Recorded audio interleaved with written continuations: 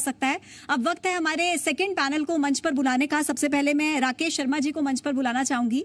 राकेश शर्मा जी, आप प्लीज मंच पर आए। मैनेजिंग डायरेक्टर हैं नेशनल कैप्सूल्स प्राइवेट लिमिटेड से। जोरदार तालियों के साथ हम स्वागत करेंगे राकेश शर्मा जी का। और मैं चाहूंगी ऑडियो विजुअल के माध्यम से हम जाने कि किस तरीके से उन्होंने विदिशा के विकास के लिए काम किया और अपने क्षेत्र में किस तरीके से वो काम कर रहे हैं। Please play the EV. Vidisha के नेशनल कैप्सूल प्राइवेट लिमिटेड के संचालक राकेश शर्मा ने समाज हित के लिए अपनी नौकरी त्याग दी, जिसके बाद इन्होंने अपने जिले विदिशा में नेशनल कैप्सूल यूनिट की स्थापना की और आज इनके जरिए विदिशा के लोगों को रोजगार मिल रहा है। राजनीति से जुड़े राकेश हर स्तर पर लोगों की मदद करने के लिए हमेशा तैयार रहते हैं, चाहे कोरोना के बीच लोगों के इलाज की व्यवस्था करना हो या आर्थिक रूप से कमजोर लोगों की मदद करना। इन्होंने हर जगह समाज सेवा की एक मिसाल कायम की है। इसके अलावा बच्चों की बेहतर पढ़ाई के लिए किए गए इनके प्रयास सराहनीय हैं। जोरदार तालियां प्लीज। और हमारे अगले पैनलिस्ट मिस्टर मुकेश टंडन जी, मैं मंच पर बुलाना चाहूंगी। बीजेपी के वरिष्ठ नेता हैं। सर, बहुत स्वागत है आपका। जोरदार तालियों के साथ हम स्वागत करेंगे मुकेश टंडन जी का। और साथ ही मैं मंच पर बुलाना चाहूंगी आनंद जैन जी को। सर, आप प्लीज मंच पर आए और हमारे दोनों पैनलिस्ट का स्वागत करें बुके देकर। और आपकी भी तालियां बजती रहनी चाहिए क्योंकि अभी तो कार्यक्रम की शुरुआत हुई है और कई और पैनलिस्ट हमारे साथ होंगे जिनसे हम अलग अलग क्षेत्रों पर चर्चा करेंगे, बात करेंगे। आनंद जैन जी, रिक्वेस्ट करूंगी बुके देकर स्वागत करें हमारे गेस्ट का। राकेश शर्मा जी मंच पर हैं और मुकेश टंडन जी इस वक्त मंच पर हैं। मुकेश टंडन जी बीजेपी के सीनियर लीडर हैं और राकेश शर्मा जी मैनेजिंग डायरेक्टर हैं national capsules private limited company के। और करते हैं पैनल की शुरुआत। Over to you Asif. धन्यवाद पूजा। आप भी आइए पूजा। और अब ये दूसरा पैनल है। हाँ सर जी, ये दूसरा पैनल है और इस दूसरे पैनल में हमारे साथ राकेश जी हैं और मुकेश जी हैं। एक नेता है, एक उद्योगपति हैं, समाज सेवी हैं। तो इस पैनल में भी हमने कोशिश की है कि जैसे पहले पैनल में एक पिता और पुत्र ऐसे थे जिनके बीच में एज का डिफरेंस है, लेकिन दोनों अपने अपने तजुर्बे से वो अपने अपने तजुर्बे से और अपने अपने एक्सपीरियंस से स्कूल को आगे बढ़ाने की कोशिश कर रहे हैं। लेकिन विदिशा को आगे कैसे बढ़ा सकते हैं एक समाज सेवी की नजर से, एक राजनेता की नजर से, वो हम इस पैनल में जानने की कोशिश करेंगे। मुकेश जी, पहला सवाल आपसे। विदिशा को बहुत करीब से देखा है आपने, बहुत करीब से जानते हैं। आज विदिशा जहां खड़ा है, जिस विकास के साथ खड़ा है, आप संतुष्ट हैं या आपको लगता है कि अभी बहुत से संभावनाएं हैं, बहुत से अवसर आने हैं? नमस्कार। एक तो विदिशा पहले से काफ़ी विकसित हुआ है, मगर अभी और भी बहुत काम करने की आवश्यकता है क्योंकि समय के हिसाब से जिस गति से देश प्रगति कर रहा है उसमें हमारा शहर भी पीछा ना रहे। इस दृष्टि से अभी भी चूँकि हमारी शहर की पॉपुलेशन लगभग 2.5 से पौने 3 लाख है, शहर तेज़ गति से बढ़ रहा है। उस दृष्टि से अभी और भी बहुत कुछ करने की आवश्यकता है। यही सवाल राकेश जी मैं आपसे पूछना चाहता हूँ। विदिशा को आप भी बहुत करीब से जानते हैं, तो विदिशा के विकास, उसकी रफ्तार से आप संतुष्ट हैं या आपको लगता है कि अभी बहुत कुछ होना है? नहीं, संतुष्ट होना तो कहीं ना कहीं प्रगति को विराम देना होता है।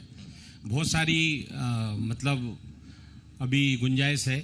हमने उद्योग के क्षेत्र में हमारा विदिशा भी पीछे है और अभी पिछले 5 वर्ष में विकास बहुत ज़्यादा हुआ है आदरणीय माननीय मुख्यमंत्री जी के निर्देशन में। और आदरणीय भाई साहब टंडन जी नगर पालिका अध्यक्ष थे उस समय। पिछले 5 वर्षों में विदिशा ने जो तरक्की की है, मेडिकल कॉलेज यहाँ है, बहुत सारे मॉल्स यहाँ पे आ रहे हैं, बहुत सारा मतलब बाईपास और वो बना हुआ है, तो बहुत विकास हुआ है और बहुत विकास होने की गुंजाइश है। मुकेश जी, आप ये बताएं कि समाज सेवा के कार्यों में आप जिस तरीके से आगे रहते हैं, कोरोना काल में आपने जिस तरीके से काम किया, आपके काम को काफी सराहा भी गया, लेकिन जैसा कि आपने कहा कि विकास को अभी और गति देने की जरूरत है, तो आप पर्सनल तौर पर किस तरीके से विदिशा के स्तर को बढ़ाने के लिए कोशिशें कर रहे हैं?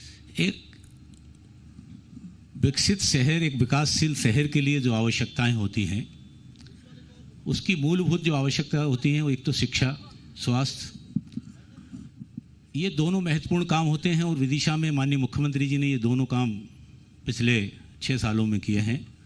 हमारे यहाँ मेडिकल कॉलेज है, हमारे यहाँ हॉस्पिटल है बहुत अच्छा 700 बेडेड, और शिक्षा की दृष्टि से अगर देखा जाए तो हमारे यहाँ इंजीनियरिंग कॉलेज है, हमारे यहाँ डिग्री कॉलेज है गवर्नमेंट का, नर्सिंग कॉलेज है, हमारे यहाँ मेडिकल कॉलेज हो ही गया है। इसके अलावा और भी इंजीनियरिंग कॉलेज हैं, तो शिक्षा की दृष्टि से भी ये बेहतर है। बाकी शहर में और जो आवश्यकता होती है, मंडी, बहुत अच्छी मंडी हमारे यहाँ पर है, रिंग रोड्स हमारे यहाँ बन गए, 7 ब्रिज अभी पिछले 6 सालों में हमने बनाए। इसके अलावा इंडस्ट्री एरिया यहाँ पर बागरी में डेवलप हो गया। रेलवे स्टेशन पे बहुत सारी सुविधाएं जो है विकसित हुई हैं पिछले 6 सालों में। सबसे बड़ी जो समस्या थी हमारे शहर में रेक पॉइंट था, जिसके कारण लोगों को बहुत परेशानी होती थी जब रेक लगती थी।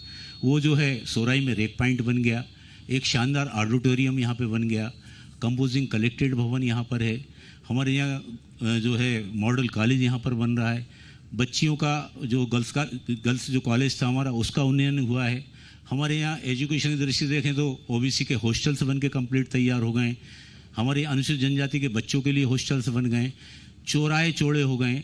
यहाँ पे अगर देखें तो सीवेज जो है लगभग 60% शहर में सीवेज हो गया है, 80% शहर में जो है डिस्ट्रीब्यूशन पाइपलाइन जो है डल गई है, चौराहे चौड़े हो गए। ये सब तो हो गया है, मगर इसके अलावा और भी जो शहर के लिए जो पॉपुलेशन बढ़ रही है उसके हिसाब से अगर हम देखें तो अभी आवश्यकता है। जैसे एक हमारा जो ड्रीम प्रोजेक्ट था मेडिकल, ये अपना एक अंतर्राष्ट्रीय स्टेडियम यहाँ पर बनाना है। इसके अलावा जो है अंतर्राष्ट्रीय स्टेडियम के साथ साथ हम ये चाह रहे थे कि हमारा जो जीवनदायिनी बेतवा है उसके किनारे से, यहाँ से रंगई से लेकर और चरण तीरथ तक एक शानदार रोड यहाँ पर बन जाए, और साथ में सपोर्ट में नाला बन जाए, तो वो नाला एक बाहर जाकर चरण तीरथ पर वहाँ ट्रीटमेंट प्लांट लग जाए, ताकि जो बेतवा हमारी प्रदूषण हो रही है उससे बच जाए। ये अभी हमको करना था, ये एक हमारा रह गया है। इसके अलावा एक हमारा प्रोजेक्ट था कि जो बेतवा जो नर्मदा जी हैं जैसे भोपाल में आई वैसे विदिशा में आ जाए।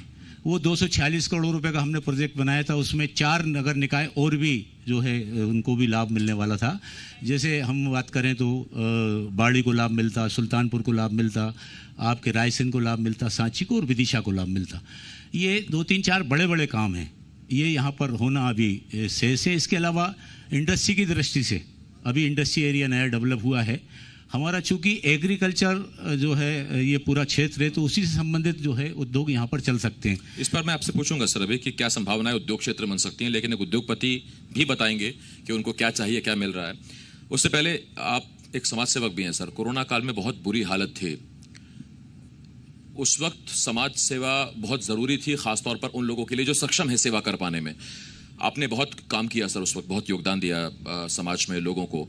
तो क्या स्थितियां उस वक्त बन रही थी, आप तक कैसे चीज़ें पहुंच रही थी, आपने कैसे लोगों की मदद की उस वक्त? समाज सेवा तो मैं विगत 8-10 सालों से कर रहा हूँ, और जो कोरोना में हमने जो समाज सेवा की उसका हमको प्रेरणा आदरणीय भाई साहब से ही मिली, क्योंकि जो प्रवासी मजदूर सबसे निकलना शुरू हुए तो सबसे पहले जो है हमने कैंप यहीं लगाया था विदिशा में, उनको खाना, कपड़े, जूते, चप्पल। इसके बाद फिर मध्य प्रदेश में दूसरी जगह शुरू हुआ था। तो कोरोना में जो सेवा मतलब यहाँ विदिशा से सबसे पहले वो सबसे अच्छी सेवा विदिशा से शुरू हुई थी। तो मैंने सवाल गलत पूछ लिया, मैंने पूछा आपको प्रेरणा कहाँ से मिली, मुझे ये पूछना चाहिए था आपसे किस किस को प्रेरणा मिली। बिल्कुल, लेकिन मुकेश जी, आपको एक ऐसे जनप्रतिनिधि के तौर पर देखा जाता है जो जनता से जाकर सीधे संवाद करते हैं। आपको क्या लगता है 2023 में ये कितना आपके लिए आशीर्वाद साबित होगा, जनता का साथ आपको मिलेगा? देखिए, माननीय मुख्यमंत्री जी का ये शहर है, और माननीय मुख्यमंत्री जी जितने सरल हैं पूरे मध्य प्रदेश में, उन्हीं से प्रेरणा लेकर यहाँ हम लोग काम करते हैं। और विदिशा शहर में हमने जन्म लिया है, अपना सारा जीवन यहाँ शहर वासियों के बीच में निकाला है, इसलिए ये पूरा शहर ही हमारा परिवार है। इसलिए सामान्य तौर पर हमको लगता ही नहीं कि हम एक राजनीतिक कार्यकर्ता के नाते जा रहे हैं। जब भी कहीं निकलते हैं तो कोई भैया कहता है, कोई चाचा कहता है, कोई छोटे भाई कहता है। तो इस शहर का प्रेम बहुत वर्षों से हमको सभी क्षेत्रों में मिला है, और ये मैं अपने आप को सौभाग्यशाली मानता हूँ कि विदिशा शहर के हर तबके का व्यक्ति मुझे अपने परिवार का मानता है और अपना मानता है। ये रिश्ते नाते यहीं हिंदुस्तान में बनते हैं, बाहर रिश्ते नातों का इतना मोल नहीं है, वहाँ मिस्टर ज़्यादा चलता है, मिस्टर बुश, मिस्टर ओबामा। खैर सर, विदिशा को एक अतिरिक्त स्नेह इसलिए मिलना चाहिए था क्योंकि यहाँ से केंद्रीय मंत्री सुषमा स्वराज लड़ी, मुख्यमंत्री यहाँ से सांसद हुए, तो जब इतने बड़े बड़े नाम यहाँ से निकले हैं, यहाँ लोकसभा उन्होंने प्रतिनिधित्व किया है, तो वो अतिरिक्त स्नेह मिल पाया क्या विदिशा को, और अभी भी मिल रहा है क्या? देखिए, विदिशा शहर में माननीय दीदी सुषमा स्वराज जी ने बहुत काम करा है।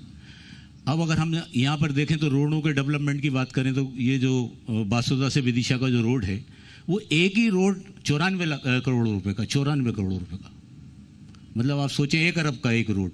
इसके अलावा ये ऑडिटोरियम हमारा शानदार बन गया, जहाँ सांस्कृतिक कार्यक्रम होंगे। रेलवे स्टेशन की अगर हम बात करें तो रेलवे स्टेशन पे अकेले विदिशा में करोड़ों रुपए लगे, सारी सुविधाएं आज विदिशा रेलवे स्टेशन पे हमारे। जो रेक पॉइंट की जो समस्या थी वो दीदी ने ही हल करी उसको, आज सोराई पे रेक पॉइंट बन गया, वहाँ पे रोड्स बन गए। इसके अलावा जितने अंडरब्रिज बने रेलवे के नीचे, वो आरओबी बने, वो सब दीदी ने बनाया। जैसे गुलाबगंज में आरओबी बनाया, हमारे अंडरब्रिज बने, ये दीदी की बहुत बड़ी उपलब्धि है। और केंद्र के अलावा स्टेट गवर्नमेंट में भी वो बिल्कुल जो कहती थी वो होता था। तो आज विदिशा का अगर विकास हुआ है तो आदरणीय हमारे भैया और बहन जी के कारण ही हुआ है, माननीय शिवराज जी के कारण और माननीय दीदी सुषमा स्वराज जी के कारण। और राजनीतिक दृष्टिकोण से अगर देखें तो विदिशा की तो बड़ी गौरवशाली परंपरा रही है। अटल जी भी हमारे यहाँ से चुनाव लड़े हैं, डॉक्टर शंकर दयाल शर्मा जी का हमारा विदिशा से बड़ा नजदीक का नाता। यूँ कहे कि अटल जी की वजह से ही शिवराज जी मिले फिर विदिशा को, क्योंकि लखनऊ चले गए थे, उसके बाद विदिशा छोड़ दी थी और फिर शिवराज यहाँ से आए थे और आज हमारे मुख्यमंत्री हैं। लेकिन मैं चाहता हूँ कि हम इतना कुछ दिया विदिशा को सुषमा जी ने, उन्हें हम याद करें और उनके किए गए कामों के लिए तालियां हो जाएं एक बार बहुत जोरदार। हरियाणा की बेटी एमपी में आई, अपने आप को यहाँ का माना और विदिशा की तस्वीर बदल दी, कमाल कर गई वो। एक सवाल राकेश जी मेरा आपसे है, और आप नेशनल कैप्सूल कंपनी के भी मालिक हैं। ये कंपनी कैसे काम करती है सर, और क्या क्या प्रोवाइड कराती है, और आगे के फ्यूचर प्लान्स क्या हैं? हम लोग एम्प्टी हार्ट जेलेटिन कैप्सूल बनाते हैं, कैप्सूल का कवर जो बनाते हैं, और हम करीब 1.5 करोड़ कवर पर डे बनाते हैं। और pharmaceuticals all over India supply है, एक्सपोर्ट भी अफ्रीकन कंट्रीज में। और अभी हमारे पास लगभग 200 एम्प्लॉयज़ हैं यहाँ पे। और ये जो फार्मा कंपनीज जो है उनके हिसाब से जो ऑर्डर्स आते हैं हमारे पास, किस दवाई के लिए पर्टिकुलर जो पेटेंट होता है उस हिसाब से हम अपना ऑर्डर बनाते हैं और सप्लाई करते हैं।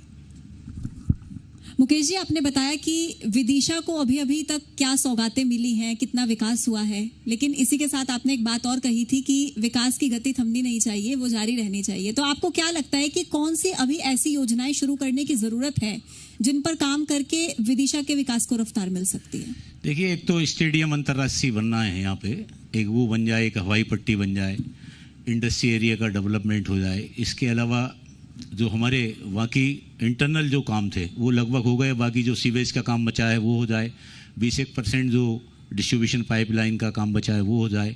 इसके साथ ही हमारे जो ब्रिज बने हैं उन पे लाइटें लग जाएं। अभी ये छोटे छोटे काम शहर के अंदर के, वो बड़े जो काम हैं मेन, बाकी तो शहर में मुझे लगता है कि एक इतनी पॉपुलेशन के शहर में जो फैसिलिटीज़ चाहिए वो सारी फैसिलिटीज़ यहाँ पर पुराना शहर होने के बाद भी है। पहले भी लोग यहाँ पर आकर बाहर से यहाँ शिक्षा ग्रहण करते थे, जैसे हमारे यहाँ इंजीनियरिंग कॉलेज, उस समय का इंजीनियरिंग कॉलेज है जब पूरे मध्य प्रदेश में 2-3 कॉलेज हुआ करते थे। हमारे यहाँ जैन डिग्री कॉलेज उस ज़माने में यहाँ चर्चित कॉलेज रहा है, जब मध्य प्रदेश में बहुत कम कॉलेज होते थे, साउथ के सारे बच्चे यहाँ पर पढ़ने के लिए आते थे।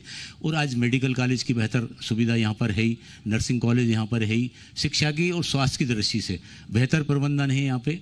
अब वहाँ की एक गार्डन बहुत अच्छा होना चाहिए, तो एक गार्डन हमने अहमदपुर रोड पर बनाया है। मगर इसके अलावा भी बाकी प्रधानमंत्री आवास यहाँ पर गरीबों के लिए बन रहे हैं। बाकी प्रधानमंत्री आवास जो स्लम एरिया में थे, जो जिसको कहते हैं अपन, ऊपर से अगर अपन देखते थे तो वो जो प्रधानमंत्री आवास लगभग 4000 यहाँ पे बन गए। शौचालय इस शहर में नहीं थे, ODF हो गया विदिशा, घर घर शौचालय बन गए।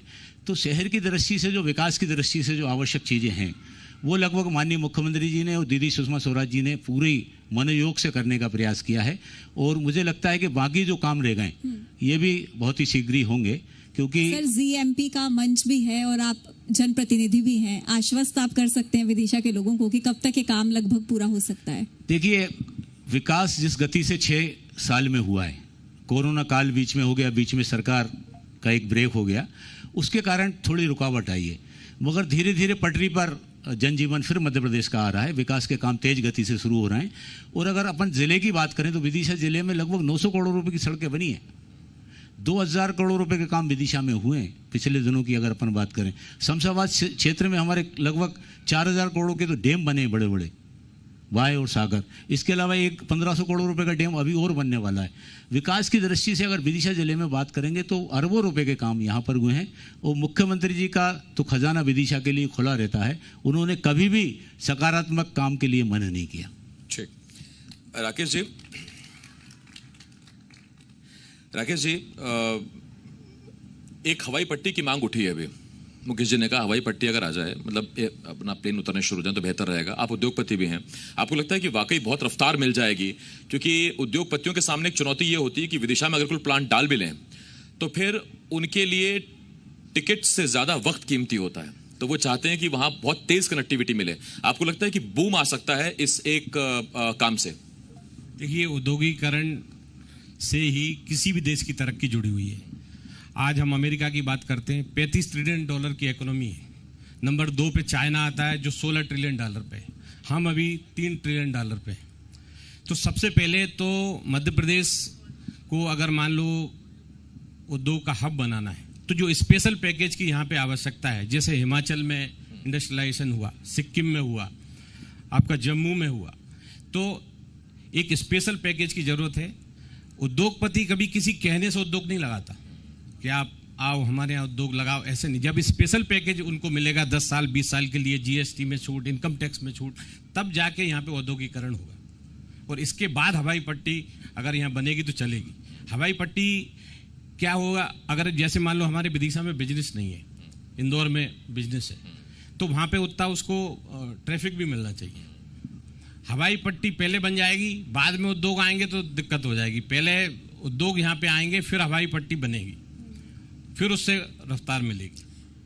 सर, जब हम इंडस्ट्री डेवलपमेंट की बात करते हैं तो इंफ्रास्ट्रक्चर पैरेलली साथ बाय साथ चलता है, तो क्या लगता है आपको कि विदिशा जिले में अभी तक इंफ्रास्ट्रक्चर कितना मजबूत है और कितना उस पर काम करने की? विदिशा जिले में इंफ्रास्ट्रक्चर की कोई कमी नहीं है। हम इक्वल डिस्टेंस पे बैठे हैं। 1 घंटे की हवाई यात्रा बॉम्बे की है, 1 घंटे की हवाई यात्रा दिल्ली की है।